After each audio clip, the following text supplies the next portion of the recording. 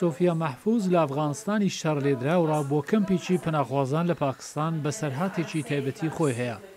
لە تەمەنی 7 ساڵی لەگەڵ بنەماڵەکەی بۆ لەندەنیان گوێستەوە کە لەوێ وەک بابی ئەندازیاری کارەبا هۆگری بەرامبەر بە زانست نیشاندا. ئەمڕۆ ئەو خاوەن تکنیکیێکی سەرکەوتوو لە سیلیکان ڤاڵیە. باوەڕ ناکەن کە کچێکی پەناخواز ببێتە شارەزایەکی تەکنیک لە سیلیکۆن ڤالی. زۆریان بەلاوە سەیرە و لەسەریان کاریگەر دەبێت کە پێیان دەڵێم ئەمن ئەفغانی. سۆفیا بەتەنیا نییە. سارا دەقیق وەک ئەو لە کابڵ ڕاهاتوەتە سان فرانسیسکۆ کە لەوێ وەک ئەندازیاری پرۆگرامی کامپیوتێر بۆ کۆمپانیی ناسراوی زانیاری ئاسایش کار دەکات. ئەو کە لە هەوڵدا لە بەشی پارێزگاری لە پرۆگرامەکانی کامپیوتێر کە زۆرتری پیاون کار بکات بەڵام گەلێک ئاستەنجیشی لە پێشە.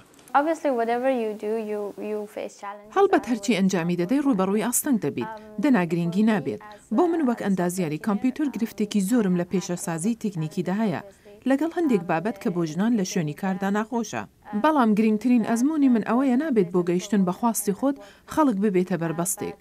میرا نەوابی هاوڕایە.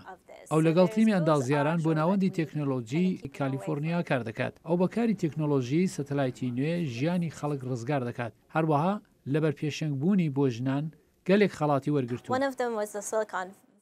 یەکێک لە خەلاتەکانی کار و پشەی سیلیکۆن ڤاڵی بۆ ژنانی کار لە هاتوو بوو. لە 900 ژندا هەڵبژاردرا ئەوانەی لە کۆمپانیەکاندا کاری باش دەکەن.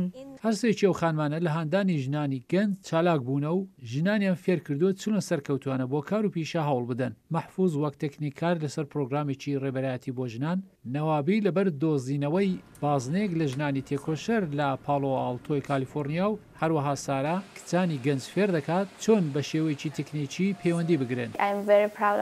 شانازی بە کارەکەم دەکەم چونکە هەست دەکەم پێویستە ژنان زیاتر تێکەڵاوی کاری تەکنۆلۆژی ببن.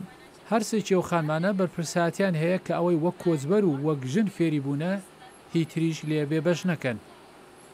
ئەویش بریتیە لە باوەڕی هاندەرانیان واتە نەڕەگەز نەدۆخ یان شوێنی لەدایک بوون ڕێبازی تۆ دیاری ناکات. بابەتەکە ئەوەیە تۆ چۆن خۆتی بۆ ئامادە دەکەی.